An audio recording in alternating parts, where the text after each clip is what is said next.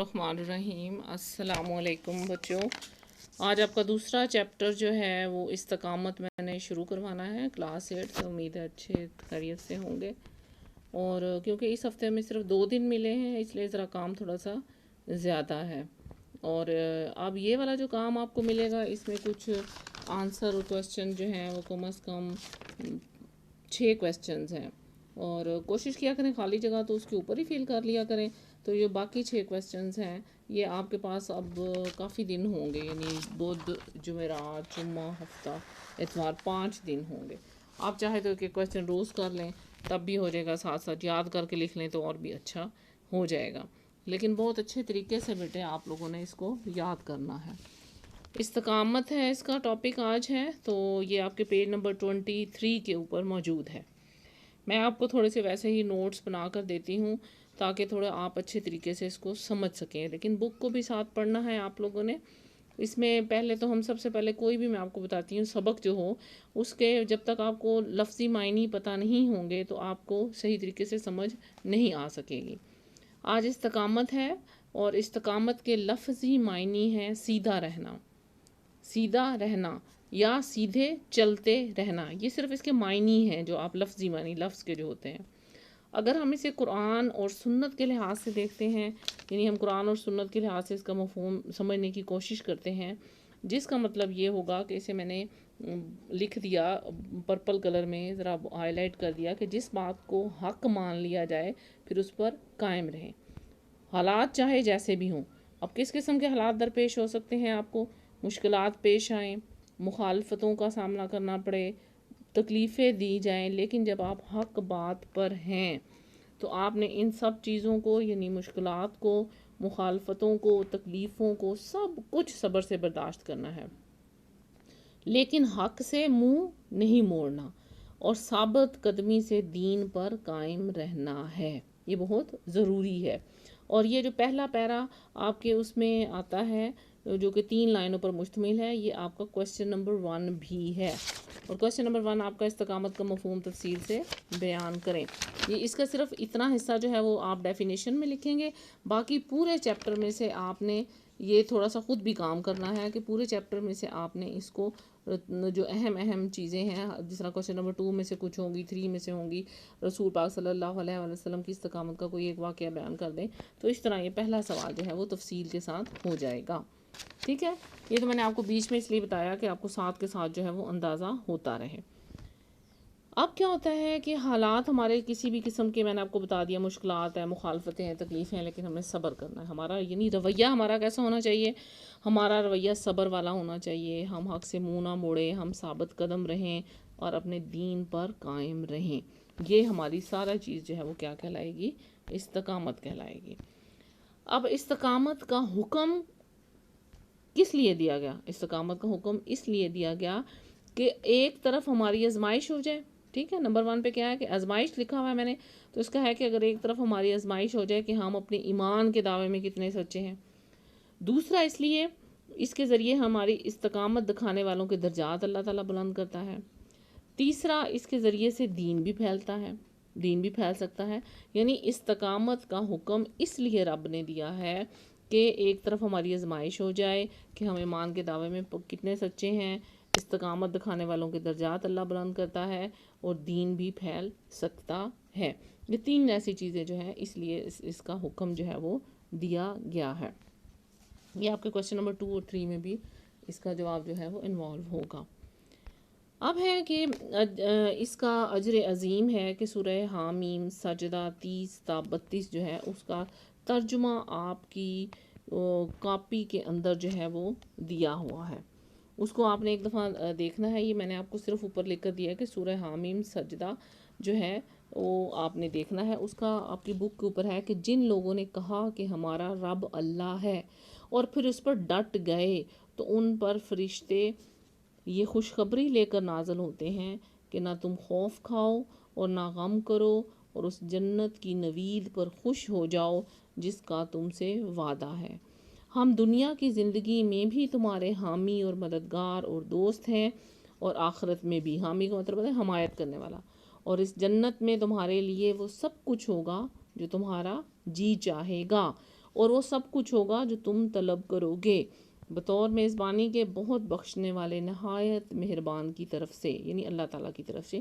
یہ سورہ حامیم ساجدہ ہے اور اس کی 30 سے 32 آیت ہے، اور اسی میں سے کچھ خالی جگہ بھی آپ کی بنائی گئی ہیں جو کہ آپ نے دیکھ کر فل کرنی ہے، ٹھیک ہے۔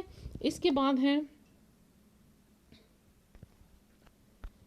یہ جو میں نے آپ کو لنک اس میں بتا رہی ہوں نا کہ سورہ حامیم سجدہ 30 تا 32 جو ہے، اور یہ آپ کی بک کے اوپر یہ والی ساری چیز موجود ہے جو میں نے ابھی پڑھی ہے۔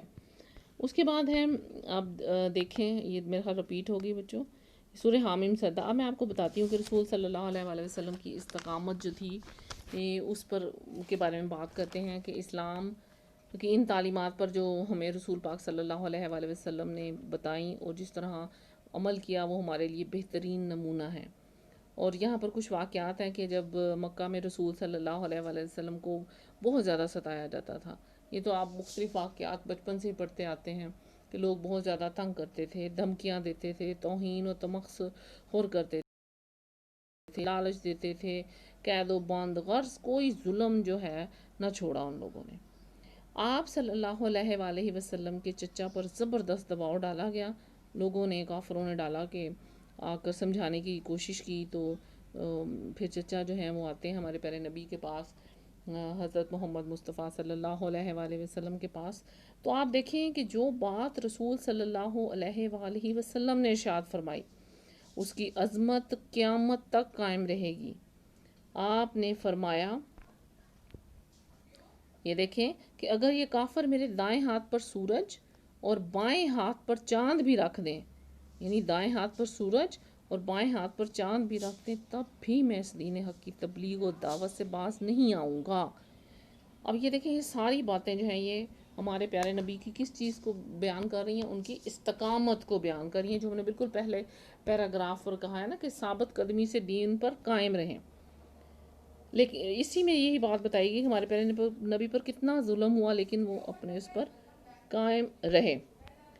مکہ میں ہونے والی تکالیف جو ہیں ان میں اگر یہ کافر، جب ہمارے پیارے نبی یہ بات کرتے ہیں کہ اگر یہ کافر میرے دائیں ہاتھ پر سورج رکھ دیں، یہ کر دیں، سب کچھ کر دیں، چاند رکھ دیں ایک، تبھی بھی میں اس دین حق کی تبلیغ و دعوت سے باز نہیں آؤں گا، بہت بڑی بات ہے، اور یہ ان کی استقامت کو ظاہر کرتی ہے۔ اب غزوہ بدر تھا، غزوہ بدر میں دیکھیں، غزوہ احد، غزوہ احزاب، غزوہ تبوک، صلح حدیبیہ، ان سب میں اگر ہم دیکھتے ہیں نا بیٹے تو ہمیں پتہ چلتا ہے کہ غزوہ بدر میں تھوڑی سی نفری تھی۔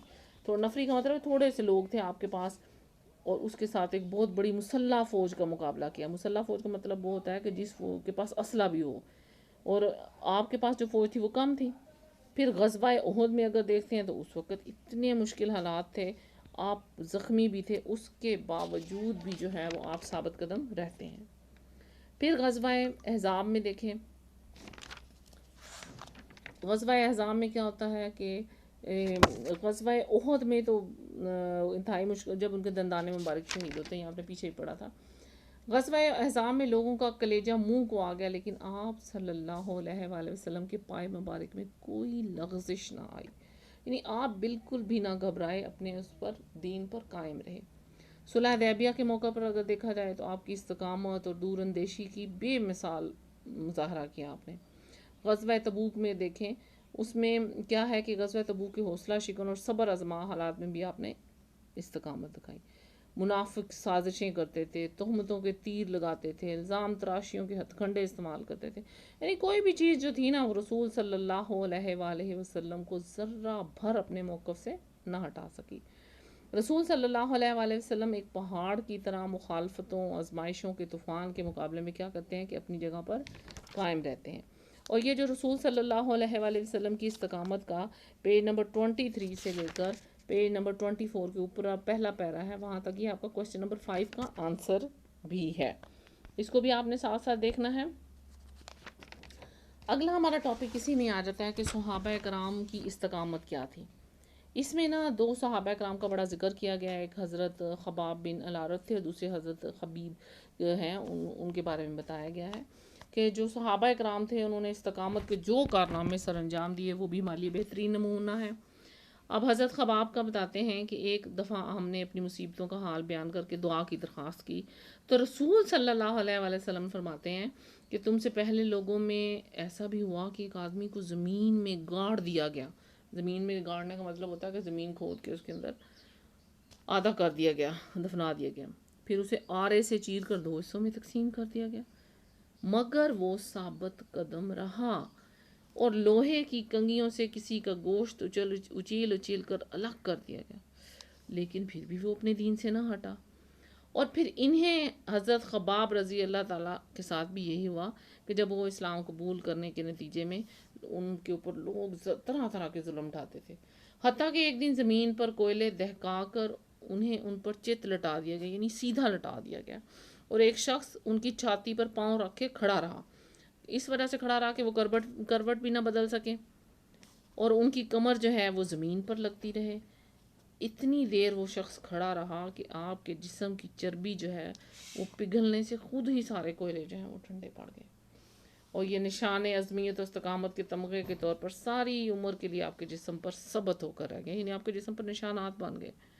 پھر ایک صحابی تھے حضرت خبیب رضی اللہ تعالیٰ عنہ کو سولی پر لٹکا دیا گیا، ان کو نیزوں کے اور تلواروں کے گھاؤ دے دے دے کے اذیتیں دی گئی. کسی ستم ظریف نے پوچھا، کیا خیال ہے خبیب، آپ تو اب تو چاہتے ہوگے کہ کاش میری جگہ محمد صلی اللہ علیہ وآلہ وسلم ہو اور میں اس عذاب سے بچ جاؤں. تو حضرت خبیب رضی اللہ تعالیٰ عنہ فرماتے ہیں، مجھے 100 دفعہ اس طرح اذیتیں دے دے کر مارا اور زندہ کیا جاتا رہے، مجھے منظور ہے، لیکن یہ گوارا نہیں کہ میرے پیارے رسول حضرت محمد مصطفیٰ صلی اللہ علیہ وآلہ وسلم کے پاؤں میں ایک کانٹا بھی چبھے. اس شہید راہ وفا نے مرنے سے پہلے جو اشعار کہے ان میں سے ایک یہ بھی ہے، جب میں ایمان کی حالت میں اپنی جان دے رہا ہوں تو مجھے اس بات کی کوئی پرواہ نہیں کہ میں اللہ کی راہ میں زخم کھا کر گرتا ہوں تو میری دائیں کروٹ پہلے زمین پر لگتی ہے یا بائیں کروٹ. یہ دیکھیں کہ کتنا ان کی اندر استقامت تھی، کتنا ان کے اندر یہ جذبہ تھا کہ انہوں نے 1 منٹ کے لیے بھی جو ہے اپنی استقامت کو کم نہیں پڑنے دیا، اور ایک سچے اور مسلمان کی طرح انہوں نے دکھایا. اور آپ کا یہ جو صحابہ کرام کی استقامت والا کوسچن نمبر 6 ہے، یہ پورے کا پورا اس میں آئے گا. آپ لوگ ہیڈنگز دیں گے، حضرت خباب کے بارے میں لکھیں گے، حضرت جو خبیب ہیں رضی اللہ تعالیٰ عنہ ان کے بارے میں لکھیں گے، اور یہ سارا اپنی تفصیلی اس کے ترجمے تک لکھنا ہے. اور اس کے بعد ہمیں اس سے کیا نتائج ملتے ہیں، یہ میں نے آپ کے نتائج بھی کچھ لکھے ہیں کہ اللہ کی توحید حاصل ہوتی ہے کس طریقے سے کہ سچے اور مخلص مسلمانوں کی استقامت اور ثابت قدمی کی یہی کیفیت ہونی چاہیے. تاریخ اسلام کا دامن ایسی بے شمار مثالوں سے بھرا پڑا ہے، اور ہمیں یہ وعدہ کرنا ہے، اپنے رب سے وعدہ کرنا ہے کہ اللہ کی توحید، سرور دو عالم صلی اللہ علیہ وآلہ وسلم کی رسالت، قرآن کے اللہ کی کتاب ہونے اور روز آخرت کے برحق ہونے پر ہم قائم رہیں، اس کے تمام تقاضے پورے کریں، نماز کی پابندی کریں، اسلامی تعلیمات لوگوں تک پہنچانے کی کوشش بھی ساتھ ساتھ کرتے رہیں. اس راہ میں جن تکالیف کا ہمیں سامنا کرنا پڑے گا ان سب کو ہم نے صبر و استقامت سے جھیلنا ہوگا. یہ ہمارے اس پورے جب ہم سبق کو پڑھ لیتے ہیں تو اس سے ہمیں یہ نتائج حاصل ہوتے ہیں کہ ہم نے اصل میں کرنا کیا ہے. یہ آپ کے کچھ سوال ہیں جو آپ کی بک کے اوپر بھی شیئر کیے گئے ہیں. سوال نمبر 1 ہے، 2 3 4 5 6 ہے، اور اس کے بعد جو ہے وہ خالی جگہ ہے. خالی جگہ کو میں نے فل کر دیا ہے، آپ اسے دیکھ لیجئے گا. خود بھی ویسے خالی جگہ آئندہ سے آپ خود کوشش کیا کریں فل کرنے کی، یہ تاکہ آپ کی ایک چھوٹی سی اسائنمنٹ ہو جاتی ہے جسے آپ پہلے سبق کو پڑھتے ہیں اور اس کے بعد اسے حل کرنے کی کوشش کرتے ہیں. ٹھیک ہے، اس کے بعد ہے آپ کا، یہ میں نے پہلے اس کا کویسچن کا نشان آپ کو بتایا تھا، لیکن اس میں یہ ہے کہ کویسچن نمبر 1 کا یہ تھوڑا سا امیج لگ رہا ہے خراب. آپ نے بک کا پہلا پیج 23 پہ کھولنا ہے، اور آپ نے شروع سے پہلے اس کے جو میں نے استقامت کے لفظی معنی بتائے ہیں اور یہ جو سب کچھ بتایا ہے اسے آپ نے تفصیلاً لکھ لینا ہے. پورے چیپٹر میں سے یہ کمپریہنسو سا آپ نے بنانا ہے. دوسرا، یہ کویسچن نمبر 4 اور 5 کو میں نے مینشن کیا ہے، ساتھ ساتھ میں آپ کو بتاتی گئی ہوں. اور پھر بھی اگر کوئی سوال سمجھ نہیں آتا، انشاءاللہ یہ آپ کو سمجھ آ جائے گا، اس میں کوئی ایسی مشکل بات نہیں ہے. ٹھیک ہے، اس کے بعد بچوں آپ کو نا سورہ الفجر جو ہے وہ پڑھنی ہے. اس میں تو وہ کل بھی نہیں ہو سکا اس میں، اور آج میں آپ کو یہ تھوڑے سے زیادہ پڑھا دیتی ہوں. اس کو اپنے ناظرے کے طور پر پڑھنا ہے اور بہت اچھے طریقے سے پڑھنا ہے اور یاد بھی کرنا ہے. روز وضو کر کے بیٹھا کریں اور اچھے طریقے سے پڑھا کریں. جس طرح سورۃ الفجر ہے، بسم اللہ الرحمن الرحیم، یہ آپ کے پیج نمبر 1 پر ہی ہے. والفجر ولیال عشر والشفع والوتر واللیل اذا یسر هل فی ذلک قسم الذی حجر الم تر کیف فعل ربک بعاد ارم ذات العماد التي لم يخلق مثلها في البلاد وثمود الذين جابوا الصخر بالواد وثمود الذين جابوا الصخر بالواد وفرعون ذي الأوتاد الذين طغوا في البلاد فأكثروا فيها الفساد فصب عليهم ربك صوت عذاب إن ربك لبالمرصاد فأما الإنسان إذا ما ابتلاه ربه فأكرمه ونعمه فيقول ربي أكرمن. یہاں تک آپ اسے دن میں 2-3 بار دہرائیں گے، آپ کا ناظرہ بھی ٹھیک ہو جائے گا اور انشاءاللہ آپ کا کام بھی ٹھیک ہو جائے گا. آپ لوگوں نے بچوں اس پورے سبق کو، استقامت والے سبق کو بہت محنت سے اور لگن کے ساتھ کرنا ہے اور سمجھنا بھی ہے، ٹھیک ہے. اور جو آپ کا ہوم ورک کا گروپ بنا ہوا ہے اس پر آپ مجھے اپنا کام بھیج دیا کریں، میں آپ کو چیک کر کے دے دوں گی. باقی آپ کے گروپ آفیشیل بنے ہوئے ہیں، اس پر میں آپ کو یہ شیئر کروں گی اور آپ لوگوں نے پھر اس کو اچھے طریقے سے یاد بھی رکھنا ہے اور کام بھی کرنا ہے اور نماز کی پابندی کرنی ہے اور دعائیں بہت کرنی ہے کہ اللہ تعالیٰ ہمیں بیماریوں سے بچائے رکھے اور اس کرونا وائرس سے پوری دنیا کو اس بیماری سے نکالے اور دوبارہ سے آپ لوگوں کے اسکول کھلیں، اچھے طریقے سے پھر ملیں سب اور کام اچھا ہو جائے اور خوش رہیں آپ لوگ. کام نیٹ کرنا ہے، گھبرانا نہیں ہے، پوری استقامت سے کام کرنا ہے کہ آپ کا کام ہو رہا ہے، سب کچھ ہو رہا ہے. ٹھیک ہے، اللہ حافظ.